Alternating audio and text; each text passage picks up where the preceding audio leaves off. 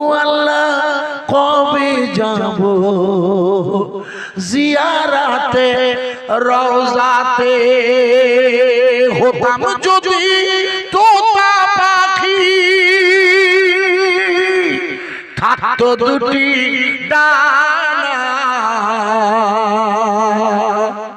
পেরিয়ে সাগর উড়ে যেতাম সোনার মদিনা। আল্লাহুম্মা সাল্লি আলা, জোরে বলুন, মাওলানা মুহাম্মদ সাল্লাল্লাহু আলাইহি ওয়া আলা আলি সাইয়্যিদিনা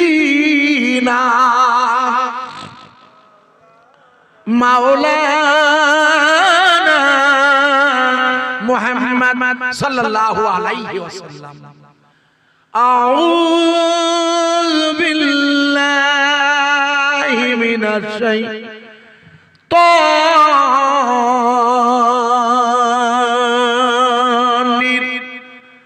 রাজিম।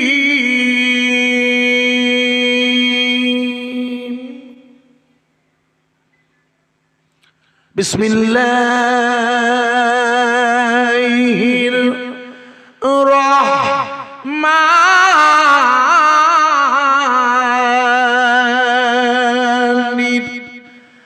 রহিম।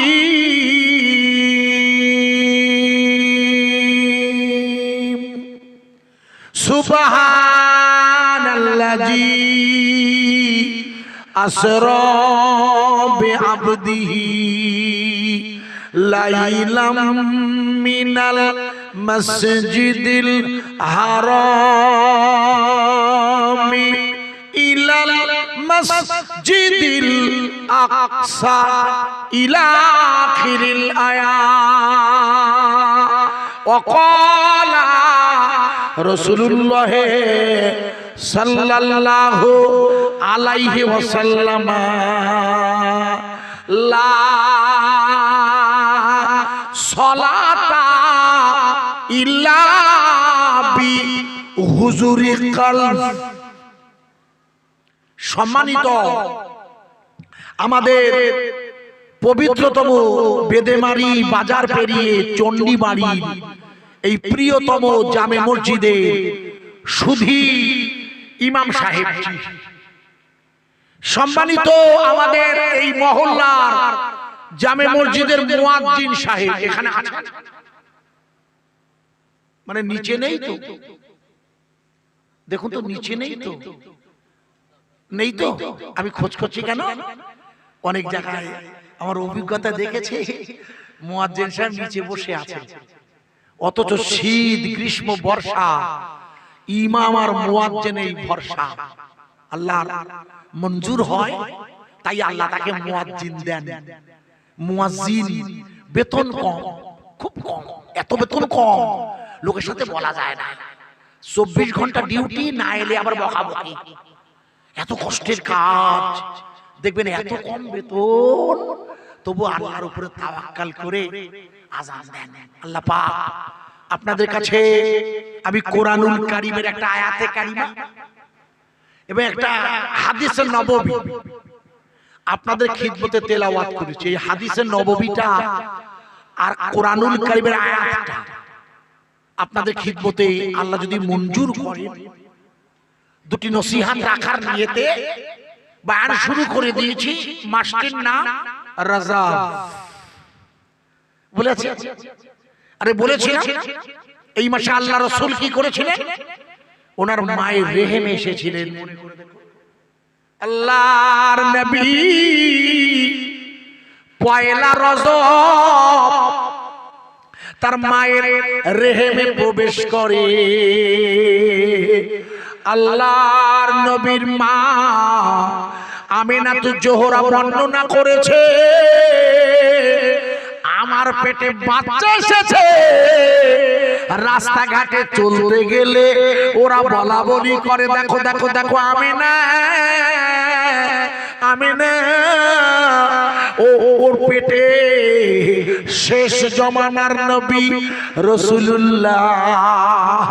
কিন্তু মা আমেনা বলছে অবাক করা কাণ্ড, রাস্তার গাছপালারা পশু পাখিরা আমায় ডেকে ডেকে বলে আমেনা আপনার পেটে শেষ জমানার নবী, অথচ আমি আমেনা কিছুই বুঝতে পারি না।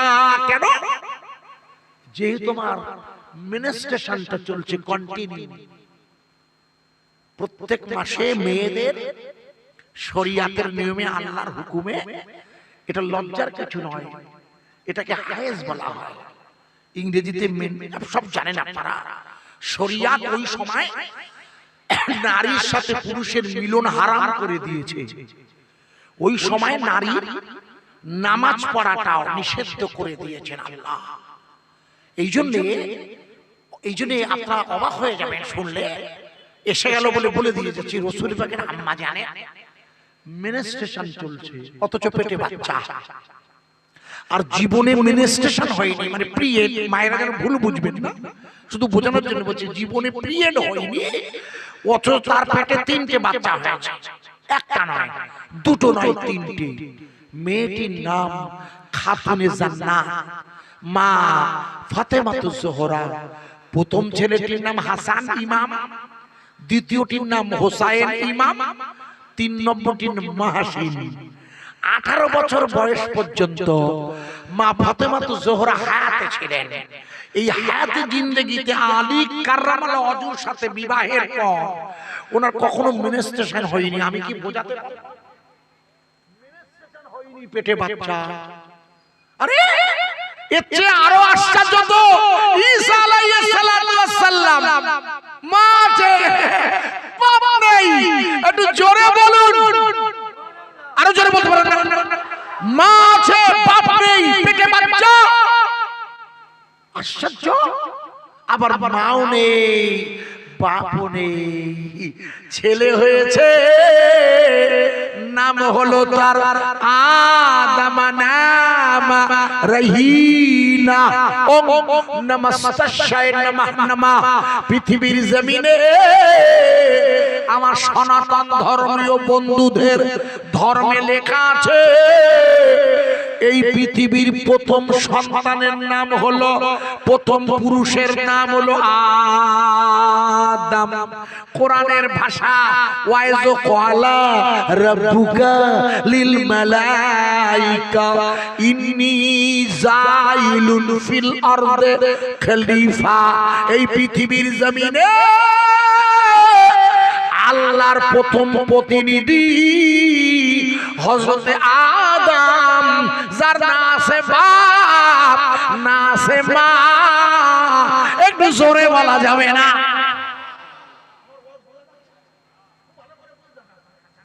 একটা বিষয় আলোচনা রাখছি, মন দিয়ে না বুঝলে মুশকিলে পড়ে যাব। তাহলে একজন মায়ের পিরিয়ড হচ্ছে, পেটে বাচ্চা। একজন মায়ের পিরিয়ডই হয়নি, 3টে বাচ্চা। আরে একজন তার মা আছে, মেয়েটির পিরিয়ড হয়েছে, 14 বছর বয়স, হাম্মামখানায় গোসল করতে গেছে। জিবরিল এসে বললে আপনার বাচ্চা হবে। বলে কি করে হবে? কোন পুরুষ তো আমার স্পর্শ করেনি। বলে মারিয়াম, কোন পুরুষ লাগবে না, আল্লাহ পরে বলে দিলে কলা কাজা লেখা, আমি আল্লাহ বলে দিয়েছি, তাই মরিয়মের বাচ্চা হবে। একটু জোরে বলা যাবে না? সুতরাং এখান থেকে বোঝা গেল এই পৃথিবীর প্রথম পুরুষের নাম কি? আরে জোরে বলুন। এই জন্য মনে করে দেখুন, এই জন্য মনে করে দেখুন, আপনাদের মনে নেই, এই জন্য বিগত কয়েকদিন আগে মনে করে দেখুন আরএসএস তথা বিশ্ব, আমার ওয়াজের ভুল বুঝবেন না, প্রতিবেশী হিন্দু ভাইরা যদি থাকেন মন দিয়ে শুনুন, রাজনৈতিক নেতারাও শুনুন, জাতি ধর্ম বর্ণ সব ভাই শুনুন। প্রশ্ন থাকলে আমাকে পরে একটু এসে করবেন, আগে আমাকে সুযোগ দিন বোঝাতে আপনাদের কাছে। আমার কথা কি বোঝা যাচ্ছে ভাইয়া? এখান থেকে কয়েকদিন আগে মনে করে দেখুন, নরেন্দ্র মোদীজির ডান হাত, গোটা ভারতবর্ষের সবচেয়ে প্রভাবশালী হিন্দু নেতা আরএসএস এর মোহন ভাগবতজি, মোহন ভাগবত মনে করে দেখুন গত কদিন আগে গোটা পৃথিবীকে জানিয়ে দিলে যে আমরা আমরা আমরা মানে ভারতীয়রা আমরা হচ্ছি আগামী দিন হব বিশ্বগুরু। খুব ভালো করে বুঝবেন, বিশ্বগুরু হব আমরা। আর আমরা বিশ্বগুরু হতে গেলে আমাদের প্রথম কাজ হবে বাবরি মসজিদের পাশে রাম মন্দির বানানো হয়েছে, এটাকে বাদ দিয়ে ভারতবর্ষের কোন মসজিদের তলায় তোমরা হিন্দুরা মন্দির খুঁজতে যেও না। বলেছে না বলেনি? খুব ভালো করে মন দিয়ে আপনারা শুনে নেন, জানেন না কিন্তু শুনে নেওয়া ভালো, কাজে লাগবে। মোহন ভাগবতজি বললে রাম মন্দিরটা আলাদা, ওটা আলাদা, কিন্তু আর তোমরা নেতা হওয়ার লোভে কথায় কথায় ওই ওই যে বলছিলাম একটু আগে, প্রধানমন্ত্রী মোদিজি মনে করে দেখুন চাদর পাঠাচ্ছে আজমিরে আর তলায় খুঁজছে শিবের জন্মের মাটি। আমার কথা মনে আছে? একদিকে চাদর পাঠাচ্ছে, মোহন ভাগবত বলে ও সব করো না, করো না সব। সাংবাদিকরা জিজ্ঞেস করছে স্যার আপনি বলছেন ও সব করবে না, তা আপনি কি বলতে চাচ্ছেন? বলছে আমি বলতে চাই হিন্দু মুসলিম জৈন খ্রিস্টান সকলের ডিএনএ এক। সাংবাদিকরা বলে ডিএনএ মানে বোঝেন আপনার? ডিএনএ বোঝেন তো? ডিএনএ মানে একটা রক্তের নাম। যেমন যেমন কোলেস্টেরল চেক করতে একটা রক্ত, যেমন থাইরয়েড হলে টিএসএইচ T1 3 T4 করতে গেলে মেয়েদের আপনারা জানেন এইরকম একটা টেস্টের নাম ডিএনএ। ব্যাপারটা কি? ব্যাপারটা হচ্ছে কোন পুরুষ যদি অস্বীকার করে ওই মেয়েটির গর্ভে আমার বাচ্চা, ওটা আমার নয়, আমি বাড়ি ছিলাম না, কোথা থেকে কি হয়েছে আমার কথা বোঝা যাচ্ছে, ভুল বুঝবেন না জানো। ওই মেয়ে চ্যালেঞ্জ করবে ও বাচ্চাটা তোমার, কিন্তু মুখে বললে হবে না, কোর্ট বলবে ওর ব্লাড টেস্ট করে আনো। ওই ব্লাড টেস্টার নাম হচ্ছে DNA। মিস্টার মোহন ভাগবতকে বললে স্যার ডিএনএ টেস্ট যদি করতে হয় তাহলে হিন্দু মুসলমান বলে হ্যাঁ, এই হিন্দু মুসলমান জৈন খ্রিস্টান সকলের রক্ত এক। সাংবাদিকরা তো বুদ্ধিমান, বলে তাহলে এক যদি হয়, আপনার কথা যদি তাই হয়, তাহলে হিন্দু মুসলমান জৈন খ্রিস্টান এদের আদি পিতাটাকে, কারণ রক্ত এক হলে তো সন্তান এক হবে নাকি? আমার কথা বোঝা যাচ্ছে না? বাপ এক হতে হবে তো। উনি তখন বলেন হ্যাঁ বাবা হলো এক। আদমা নামা রহিনা ও নমস্তায় নমা নমা যা দেবী সর্বভূত। কেটে দিচ্ছি, আমি বুঝে গিয়েছি আপনাদের লোকেশন বুঝতে পারবেন না সব, আমি কেটে দিচ্ছি ছোট করে বোঝার চেষ্টা করুন। এই পৃথিবীর প্রথম মানুষের নাম আদম। এই আদম আলাইহিস সালাতু ওয়াস সালাম, আপনারা খেয়াল করে শুনবেন, আপনাদের বোঝানোর জন্য রাখছি। আল্লাহ পাক ওনাকে প্রথমে যে দেশের মাটিতে পাঠিয়েছিল সেটা হচ্ছে আমাদের ভারতবর্ষ। একটু জোরে বলবেন না? আরো জোরে বলবেন না? আগামী মাসে ফেব্রুয়ারি মাসে কেন্দ্রীয় সরকার ওই আমাদের প্রতিবেশী 5টা দেশের কাছে চিঠি পাঠিয়েছে। ভালো করে বুঝবেন, সেই 5টা দেশের একটার নাম মায়ানমার, একটার নাম বাংলাদেশ, একটার নাম পাকিস্তান, একটার নাম শ্রীলঙ্কা, আর একটার নাম ভারত। এই 5টা, 4টে পাশে যারা আছে এদের কাছে চিঠি দিয়েছে, মোট 5টি। এই 5টি দেশ আগে এক ছিল না? আরে হ্যাঁ না বলুন। দিল্লিতে এই সরকারের সম্মেলন ডেকেছে, সেই 5 দেশের প্রতিনিধিরা একত্রিত হয়ে আমরা শান্তির বার্তা দিতে চাই। আমরা ছিলাম আগে এক, পাকিস্তানের সাথে এখন ঝামেলা, আর বাংলাদেশ আবার চোখ রাঙাচ্ছে একা খোকা। বাংলাদেশ আমার কাছে চাল দেয়, আমরা চাল পাঠাই, শালা আমাদের চাল খেয়ে আমার বিএসএফ এর গুলি করতে আসছে। আশ্চর্য, কিছু মনে করবেন না। তাই ভারত সরকার প্রতিবেশীদের ডাকছে পুরানো ভারত একের সাথে বসে সমস্যার সমাধান করতে। কেন? যেহেতু শ্রীলঙ্কায় মুসলিমদের উপরে আঘাত চলছিল কদিন আগে, মনে করে দেখুন, কিন্তু শ্রীলঙ্কার বর্তমান সরকার ওখানকার সেই বৌদ্ধ ধর্মের সেই নেতাটাকে গ্রেফতার করে জেলে পুরে দিয়েছে। আর মোদিজি মোহন ভাগবত যতদিন যাচ্ছে তত বুঝতে পারছে ধর্মের নামে হিন্দু মুসলমানের সংঘর্ষ বাঁধালে আখেরে প্রতিবেশীরা যারা দেশের বাইরে আছে বিরোধী শক্তি তারা হঠাৎ করে আক্রমণ করতে পারে। চীন যেমন আমাদের অরুণাচল প্রদেশ আর লাদাখে সৈন্যবাহিনী ঢুকে দিয়েছে। আমার কথা কি বোঝা যাচ্ছে? হ্যাঁ না বলুন। এই জন্য যতদিন যাচ্ছে মোদিজিরা বুঝতে পারছে ভারতের জমিনে, আমি আপনাকে উদাহরণ দিয়ে দিয়ে বোঝাবো। আমার কথা বোঝা যাচ্ছে কিনা হ্যাঁ না বলেন? বোঝা যাচ্ছে কি? একটা উদাহরণ দেই আগে। আমি যে আয়াতটা পড়েছি, যে আয়াত, ওই আয়াতটা আগে আপনাকে উদাহরণ দিচ্ছি। আয়াতটা আরেকবার পড়ি, বাংলা করে দিই। সুবহান, এক এক করে উদাহরণ দিয়ে বোঝাচ্ছি। সুবহানাল্লাযী আসরা বিআবদিহি লাইলাম মিনাল মসজিদিল হারাম ইলাল মসজিদিল আকসা। শুরু করছি সেই আল্লাহর নামে। সুবহানাল্লাযী, প্রশংসা সেই আল্লাহর, যে আল্লাহ তার বান্দাকে রাতের বেলা কাবার চত্বর থেকে বোরাকে করে মসজিদুল আকসা বর্তমানের বাইতুল মুকাদ্দিসে নিয়ে গিয়েছিল।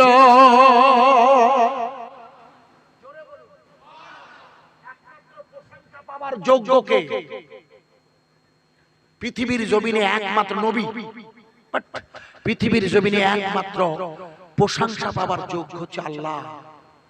আল্লাহ ছাড়া আর কারো কাছে মাথা নত করা যাবে না। আমার কথা বোঝা যাচ্ছে কি? বলুন তো, আল্লাহ ছাড়া আর কারো কাছে মাথা নত করবো না কেন? আপনাদের কি চিন্তা ভাবনা একটু বলুন তো, শুনলে ভালো হয়, তাহলে ওয়াজ বোঝাতে পারি। আল্লাহ ছাড়া আর কারো কাছে মাথা নত করা যাবে না কেন? আপনাদের কি মনে হয় আব্বা? যে কেউ একটু বলুন। যা তিনি শিরক হবে, একটা করে শিরক, আপনি তার সমতুল্য কেউ নেই। বাহ, আর কিছু আছে? এই জন্য কথা শুনতে হয়, শুনলে জ্ঞান বাড়ে। উনি বলেছেন শিরক হবে, ইনি বললেন আল্লাহ ছাড়া আর কারো সিজদা করা যাবে না। সবটাই ঠিক, কিন্তু আমারটা একটু ভেবে দেখুন তো। আমারটা আল্লাহু লা ইলাহা ইল্লা হুয়াল হাইয়ুল কাইয়্যুম। আপনাদেরটা মেনে নিয়ে আমি আমার আল্লাহর কোরআন থেকে আপনাকে বুঝিয়ে দিয়ে যাচ্ছি। আমরা পৃথিবীর কোন ব্যক্তির কাছে মাথা নত করি না কেন মা? এর কারণ হলো আমরা এমন এক আল্লাহর ইবাদত করি যে আল্লাহর মরণ হয় না।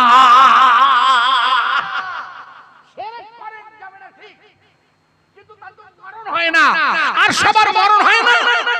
আরে হ্যাঁ না বলুন, এই বুঝতে পারছেন আপনি? কুল্লু মান আলাইয়া ফান, এই পৃথিবীতে যা কিছু আছে সব ধ্বংস হবে, সব থাকবে কে? ওয়ায়াবকা ওয়াজহু রাব্বিকা যুল জালালি ওয়াল ইকরাম ফাবিআইয়ি আলাই রাব্বিকুমা তুকাযিবান। জোরে বলুন সুবহানাল্লাহ। আল্লাহ বলছে তোমরা কি এটাকে মিথ্যা বলো? সূরা রহমান, তোমরা কি এটাকে মিথ্যা বলো যে সব ধ্বংস হবে, থাকবে শুধু তোমার আল্লাহ? একটু জোরে বলেন সুবহানাল্লাহ। এই জন্য আমার দাদা হুজুর লিখেছে, দাদা হুজুর, হাসবি রাব্বি। তারপর দাদা না পড়তে হবে না, তাহলে মুখস্থ।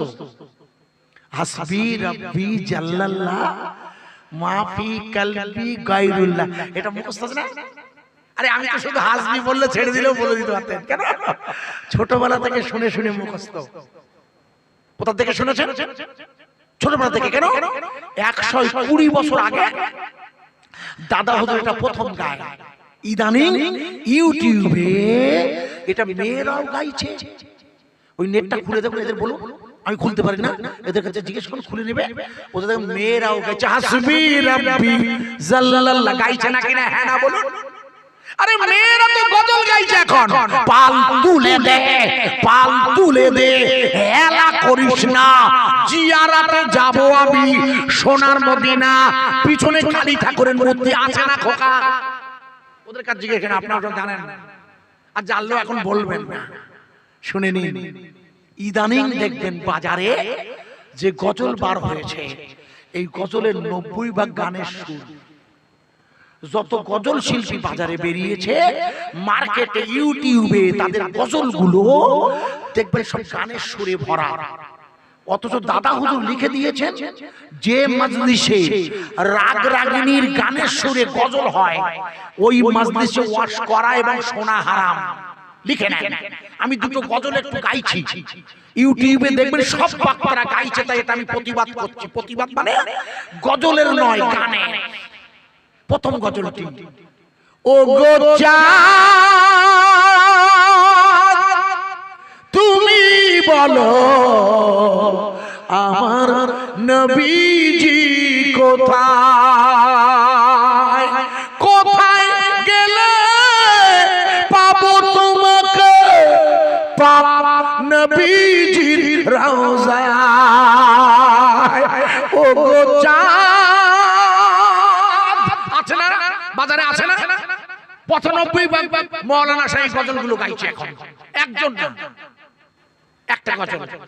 এই গজলটা টাটকা গানের সুর, কিন্তু লিখেছেন যিনি, প্রথম গেয়েছেন যিনি, তিনি গানের সুরও দেননি। তিনি গজলটা রসুলের মহব্বতে গেয়েছেন, তার নাম বলছি। 2 নম্বরটা শুনুন আবার, যেটা বাজারে চলছে এখন খুব, জন্ম নবীর দেশে হলে কেমন হতো। আমি বলছিলেন তো, জন্ম নবীর দেশে, বলুন বলুন, এটাও বাজারে বেরিয়েছে, খুব হিট হয়েছে। কিন্তু এই গজলগুলো আসলে গেয়েছে কে? ওই হাসবি রাব্বি জাল্লাল্লাহ, এটা আসলে গেয়েছে তো দাদা হুজুর। উনি তো সুদ দেননি, কিন্তু এ আর রহমানের মেয়ে, আল্লাহ রাখার মেয়ে, রাম মাধবের মেয়ে গেয়েছে গানের সুদ দিয়ে।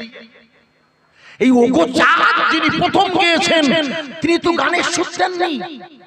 যিনি প্রথম গেয়েছেন ওই জন্ম নবীর দেশে, তিনি তো গানের সুদ দেননি। তিনি কে? তিনি হলেন ফুরফুরা শরীফের দাদা হুজুর কেবলার ছোট সাহেবজাদা আল্লামা সুলতানুল ওয়াইজিন ছোট হুজুর কেবলার প্রিয়তম সাহেবজাদা হুজুর সিরাজ সিদ্দিকী সাহেব। তখন আপনাদের মনে নেই, তখন ফিতের ক্যাসেট, ফিতের। আমি তো ওয়াজ করছি 40 বছর। অনেকে জানেন আমার নামে মানে আইজুল হক, ইউসুফ জুলাইকা একসাথে না, আমার পরে বেরিয়েছে, মারা গেছে। হযরতে মাওলানা বারুল ইসলাম সাহেব গোলাবাড়ি হাফেজ, চারিদিকে খাজা বাবার ওয়াজ, মারা গেছে।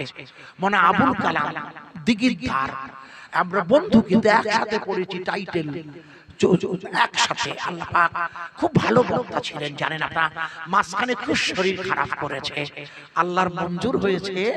এখন আমি দুটো কথা বলতে পারি। আমি আজিজুর রহমান, বসিরহাটের ইটিন্ডা, একেবারে বাংলাদেশের লাগোয়া পথ আমার বাড়ি।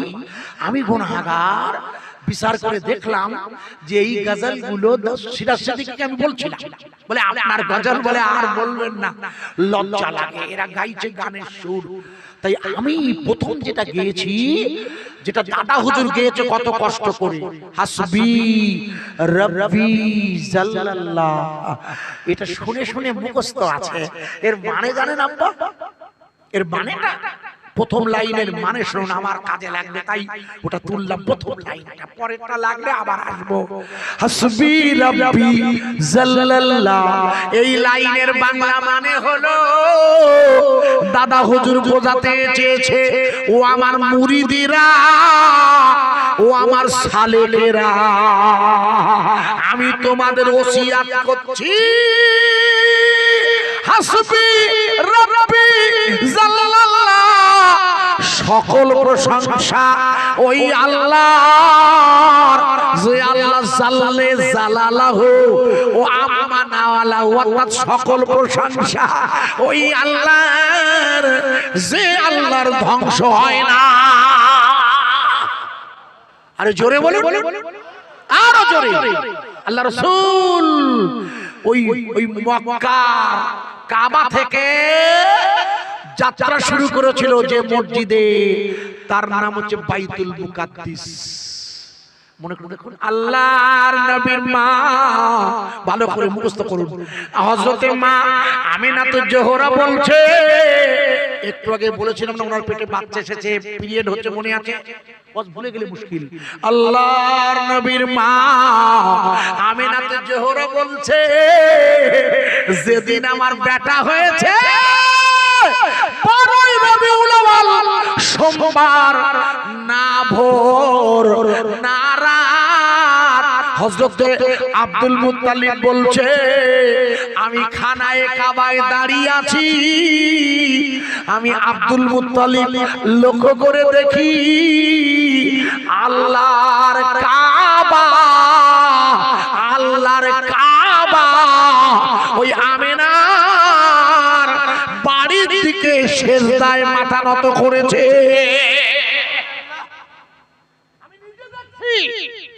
আব্দুল মুত্তালিব বলছে, আল্লাহর কাবা জন্ম নিচ্ছে কে? বলুন বলুন, রাসূলুল্লাহ। আব্দুল মুত্তালিব বলছে, আল্লাহর নবীর মা আমিনাতুজ জোহরা বলছে, যখন আমার বেটা হয়েছে আমি লক্ষ্য করে দেখি ওটা একটা নূরের দোলা, নূরে মুজাসসাম। এটাকে কি বলা হয় মুখস্থ করেন, এটা আমাদের আকীদা, ফুরফুরা শরীফ কথা। আহলে সুন্নাতুল জামাতের আকীদা হলো আল্লাহর নবী পূর্ণ নূর, না মাটি আছে ওখানে, বোঝা যাচ্ছে কি? না আছে পানি, না আছে হাওয়া, না আছে আগুন, পূর্ণটাই ওরা নূর। আমার ওয়াজ বোঝা যাচ্ছে কি? ইউটিউবে একদল বক্তা করছে, আপনাদের এলাকায় তারা ঘুরে দেখবেন, অনেকে বলছে রাসূলের শরীরে মাটি আছে, উনি মাটির তৈরি। খবরদার, রাসূল পূর্ণ নূর, উনি নূরি মুজাসসাম, এটা আমাদের আকীদা, দাদা হুজুর বলেছেন, ইনি হচ্ছেন পূর্ণ নূর। এই জন্য ওনার পেশাবটাও ধরে রাখলে শরবত হিসাবে খেয়ে ফেলেছে। পেশাব, পেশাব তো বন্ধ হয়, ওটা রেচন পদার্থ, মানে বেরিয়ে এসেছে, যেটা কিডনি ডাইজেস্ট করে ছেড়ে দিয়েছে, ওটা তো দুর্গন্ধ হয়। মায়েশা বলছে, আমার স্বামীর পেশাবটা সুগন্ধে ভরা, একটু জোরে বলবেন না? এক সাহাবা খেয়ে ফেলেছে, হুজুর বললে, ও আমার পেশাব খেয়েছে আয়েশা, জীবনে ওর আর পেটের রোগ হবে না, একটু জোরে বলবেন না? তাহলে রাসূলের শরীর পূর্ণ নূর নয়? নূর নূর নূর আজি, নূর নূর নূর আজি। স্বামী বিবেকানন্দের জন্মবার্ষিকী চলছে, স্বামী বিবেকানন্দ উনি লিখেছেন, লিখে নেন, মধ্যপ্রাচ্যের আকাশে একটা উজ্জ্বল নূর এসেছে, উজ্জ্বল জ্যোতি, উনি হলেন মুহাম্মাদুর রাসূলুল্লাহ। একবার জোরে বলা যাবে না? নূর নূর নূর আজি, নূর এসেছে, আর তারি নূরে চারিদিকে আলো হয়েছে। রাসূল এসেছে, আরে রাসূল এসেছে, চারিদিকে চেয়ে দেখো নূর এসেছে। মামিনা বলছে, আমি ওই নূরের আলো ওই রোম সম্রাটের দরবার দেখতে পেয়েছিলাম। একটু জোরে বলা যাবে না?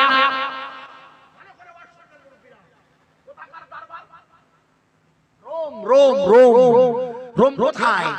ইতালির রাজধানীর নাম হচ্ছে রোম, যেখানে খ্রিস্টানদের, বর্তমানের খ্রিস্টানদের পোপ ফ্রান্সিস থাকে। আমাদের যেমন মৌলানা, খ্রিস্টানদের যাজক, ধর্মগুরু বলা হয় পোপ। উনি থাকেন যেখানে, জায়গার নাম ইতালি, রোম। মা আমেনা আল্লাহ রসুলের নূরের আলোয় জন্মের দিন ভোরবেলা উনি রোমের দরবার দেখছে, যে দরবারের খোদাদ্রোহী শক্তিগুলো মাটিতে উবুড় হয়ে পড়ে গেছে। একটু জোরে বলবেন না, আরো জোরে বলবেন না, ভালো করে ওয়াজ বুঝবেন। ওই রোমে কোন শক্তি থাকে? খ্রিস্টান শক্তি, যারা এখন আমাদের বিরুদ্ধে লড়াই করছে। আমি বোঝাচ্ছি পটভূমিটা। এই খ্রিস্টান শক্তি রোম, ভালো করে শুনুন। মক্কা থেকে রোমের দূরত্ব কত দূর? মক্কা থেকে রোমের দূরত্ব আনুমানিক 25,000 কিলোমিটার। আপনাদের বেদেমারি বাজার পাতা চণ্ডীবাড়ি থেকে বা চণ্ডীপুর ঘটকপুকুর থেকে ওই মক্কার দূরত্ব কত দূর? 6,000 কিলোমিটার আনুমানিক। 6,000, তাহলে 4 6 424, মানে মক্কা থেকে ভারতের দূরত্ব 4 গুণ বেশি। সুদূর ইতালি, রোম, সেই জায়গা রসুলের নূর দিয়ে মা আমেনা দেখছে। একটু জোরে বলবেন না সুবহানাল্লাহ।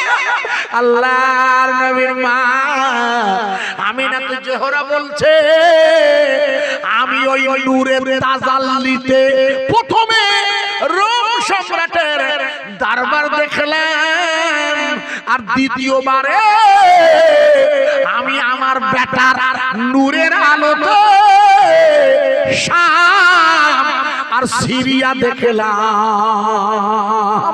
শাম আর সিরিয়া বর্তমানে যার নাম ফিলিস্তিন।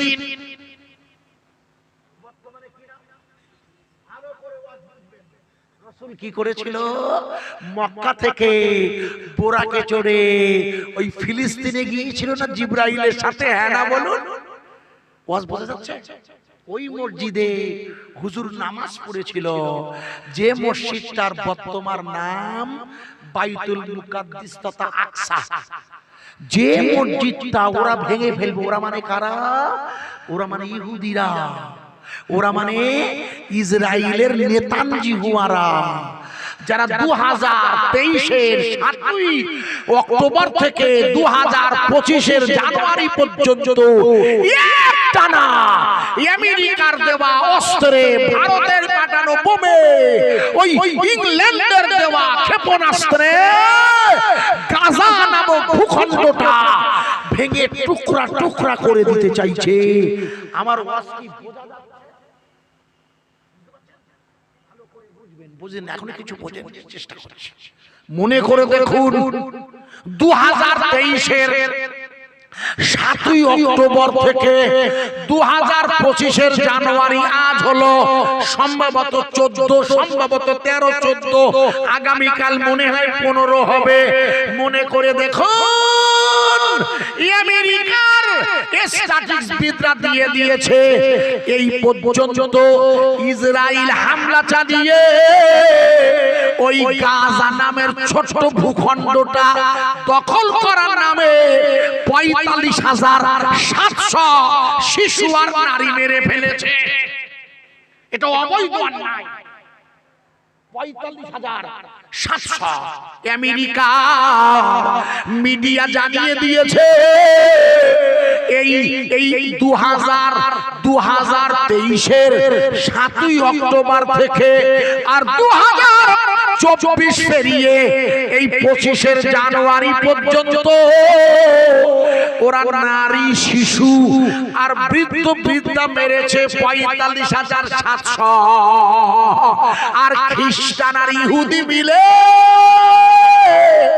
এই 1.5 বছরে মুসলমান হয়েছে 50,000-এর বেশি। জোরে বলা যাবে না সুবহানাল্লাহ? নারায়ে তাকবীর দেওয়া যাবে?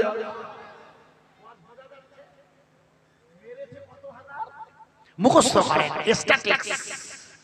ওরা গাজা দখল করবে, অথচ ওই জায়গাটার স্বপ্নে কে দেখেছিল?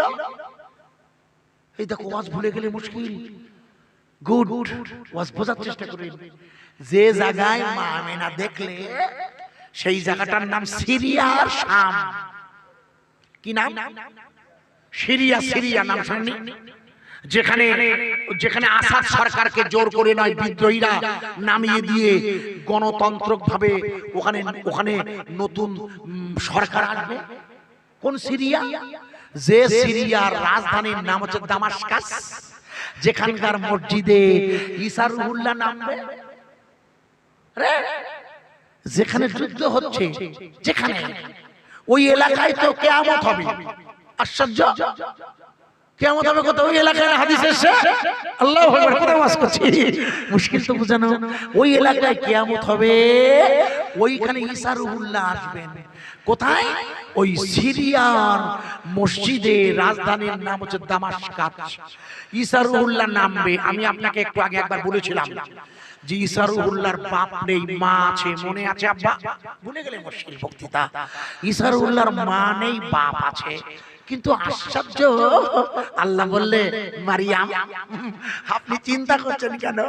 লোকে বলছে মরিয়মের পেটে বাচ্চা এসেছে, স্বামী নেই, হয় কি করে?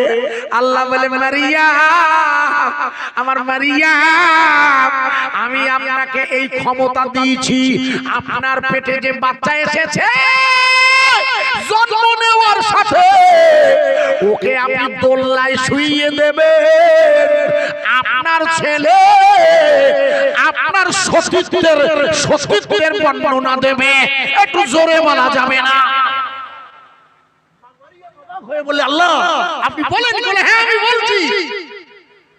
আল্লাহ রাসূলকে জিজ্ঞেস করা হয়েছে, ইয়া রাসূলুল্লাহ বলুন তো আজ পর্যন্ত পৃথিবীতে কোন বাচ্চা আতুর ঘরে জন্ম নেবার পরে কথা বলেছিলেন? ইদানিং একদল বক্তা, আগের দিন এক বক্তা ধরেছিলাম, পরে আমি তাকে ভেঙে দিলাম, ভুল বলছেন। বলছে আল্লাহ রাসূল জন্ম নিয়ে আতুর ঘরে ইয়া উম্মতি বলেছিল। বাজে কথা, মিথ্যে কথা। বসে আল্লাহ আমার লিখেছেন, ওটা বলেনি, ওটা বলেননি।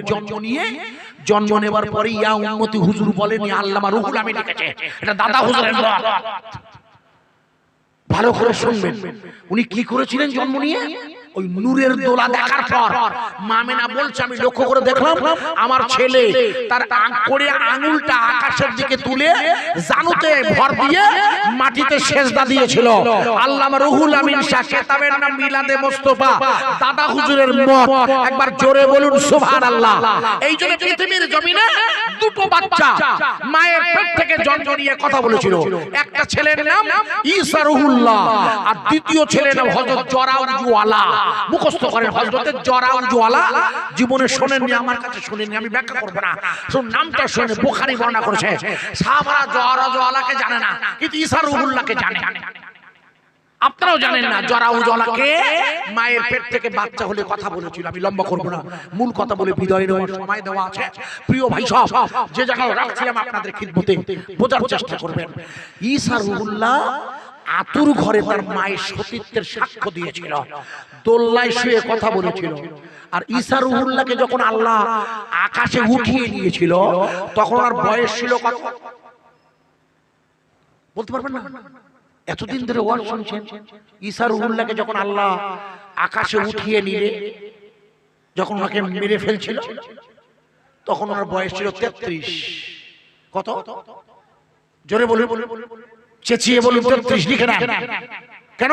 যেহেতু খ্রিস্টানদের সাথে সম্পর্ক আছে। ঈসাকে ওরা যিশু বলে, ওদের বাইবেলে লেখা আছে জেসাস হ্যাজ কাম, যিশু আবার ফিরে আসবে। আর রাসূল বলেছে ঈসা ফিরে আসবে, তার জন্য আমি আমার পাশে জায়গা রেখেছি কবরে। ঈসা রুহুল্লাহর কবরের জায়গা কোথায়? আরে ঈসা রুহুল্লাহর কবরের জায়গা মদিনাতুল মুনাওয়ারায়, মায়েশার ঘরের মধ্যে। মায়েশার ঘরে রাসূল পর্দা নিয়েছিল। যেদিন রাসূল পর্দা নেবে, আল্লাহ রাসূল পর্দা নেবে, মায়েশা জিজ্ঞেস করছে, ইয়া রাসূলুল্লাহ, আল্লাহ রাসূল বলছে, আয়েশা আমি যদি পর্দা নেই তুমি আমার কোথায় কবর দেবে? বলে হুজুর আমায় জিজ্ঞেস করছেন কেন? বলে এই ঘরটার মালিক তুমি, আমি তোমাকে ঘর দিয়ে দিয়েছি, সুতরাং তুমি এর মালিক, তাই হুকুকুল ইবাদ আর হুকুকুল্লাহ, আমি যদি হুকুকুল ইবাদে ফাঁকি দেই তাহলে আমি তোমার কাছে ধরা খাবো। আর আল্লাহর কাছে হুকুকুল্লাহ ফাঁকি দিলে আল্লাহ মাফ করলেও মাফ করতে পারে, কিন্তু বান্দার ফাঁকি দিলে বান্দা মাফ না করলে আল্লাহ মাফ করে না। তাই মৃত্যুর আগে চেষ্টা করবে যেন ঋণ না থাকা বাজারে।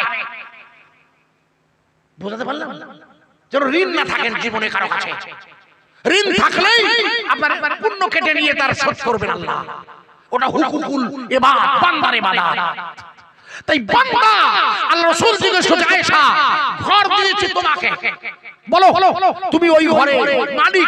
বলে হুজুর তো আমার না যাবে না, আমি স্বামীকে, আমি স্বামী, আমি আমার স্ত্রীকে দিয়ে দিয়েছি, ওর মালিক তুমি। বলে তাই? বলে হ্যাঁ। বলে হুজুর ও ঘর আমার? বলে হ্যাঁ।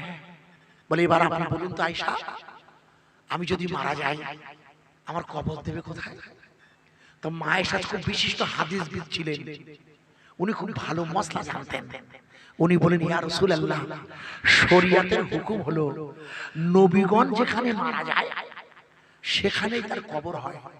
তাই আপনি যদি আমার ঘরে মারা যান, অর্থাৎ মারা যাওয়া বলা ভুল ভাষা, বোঝানোর জন্য পর্দা নেন, পর্দা নেন, মারা না, যদি পর্দা নেন তা আমার ঘরে আপনার কবর হবে। আল্লাহ রাসূল বলে আয়েশা তুমি কিছু মনে করবে না। বলে জি হুজুর। বলে এই ঘরের যা জায়গা না, এখানে 4টে কবর হবে, তা তোমার কাছে একটা দাবি করছি, তুমি আমাকে আর একটা জায়গা দেবে? বলছি ইয়া রাসূলুল্লাহ, আপনাকে তো আমি একটা জায়গা তো আপনি, তা মা আয়েশা মনে করলেন হুজুর হয়তো আমার অন্য কোনো বুবুর জন্য চাইতে পারে, অন্য কোনো বুবু। তো বললে আল্লাহ রাসূল না না না, আমি না, এখানে আমার এক ভাই আছে জানো, আমার একটা ভাই আছে তুমি জানো। বলে হুজুর আপনার ভাই? বলে হ্যাঁ আমার ভাই আকাশে আছে, আমার সাথে মিরাজে দেখা হয়েছিল যাওয়ার পথে, তুমি ওর জন্য একটা জায়গা দেবে? মায়ের অবাক হয়ে বলছি ইয়া রাসূলুল্লাহ সেটা কার? বলছি ঈসা রূহুল্লাহ। একটু জোরে বলবেন না সুবহানাল্লাহ। আল্লাহ রাসূল বললে আয়েশা এই দুটো কবরের জায়গা হয়ে গেল, আমারটা আর আমার ভাই ঈসা। আচ্ছা বলো তো তৃতীয় কবরটা তুমি কার দেবে? বলে হুজুর 3 নম্বরটা তাহলে আমি আমার আব্বাকে দেব, আমার ঘর। আল্লাহ রাসূল খুব খুশি হলেন, বলে আয়েশা যেখানে আমি সেখানে আবু বকর, খুব ভালো হয়েছে। মনে করে দেখুন, আপনাদের মনে নেই আল্লাহ রাসূলকে মা আয়েশার বললেন না যে আল্লাহ ইয়া রাসূলুল্লাহ 4 নম্বর জায়গাটা আমার। জিবরিল এসে বলি ইয়া রাসূলুল্লাহ ও 4 নম্বর জায়গা আয়েশার না। সর্বনাশ, বুঝতে পারছেন? আসল জায়গার মালিক কে? মা আয়েশা। তো যার যে মালিক সে শুতে চাইবে না রাসূলের পাশে? একটু হ্যাঁ না বলুন, স্বামী তো। আল্লাহর নবীকে মা আয়েশা বলছে ইয়া রাসূলুল্লাহ ওই চতুর্থ জায়গাটায় আমি আয়েশা ঘুমাবো। জিবরিল এসে বলল ইয়া রাসূলুল্লাহ আপনি যেন খবরদার বলে দেবেন না ওই জায়গাটায় আয়েশা ঘুমাবে, আপনি বলে দিন, তাহলে আয়েশার মন খারাপ হবে। আপনি বলে দিন আয়েশা আল্লাহ যদি চায় ওই জায়গায় তোমার খবর হবে। আসলে আল্লাহ চেয়েছে হযরত ওমর বিন খাত্তাব পৃথিবীর দ্বিতীয় খলিফা, যেদিন ওনাকে কাবায় ঢোকার মুখে পিছন দিক দিয়ে ছুরি মেরে দিলে ওই মৃত্যু পথযাত্রী ওমর বললে আমার ছেলে আব্দুল্লাহ তুমি একটু আয়েশার কাছে যাও, আমার সালাম দিয়ে আয়েশাকে বলো আমিরুল